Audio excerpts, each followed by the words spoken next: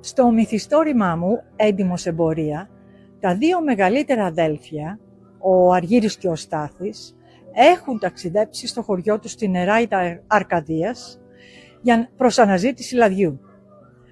Έχουν καταφέρει και έχουν βρει λάδι και τώρα πρέπει να το μεταφέρουν στην Αθήνα.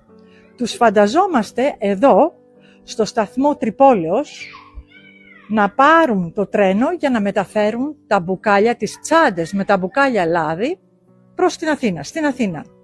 Το πρόβλημα όμως ποιο είναι?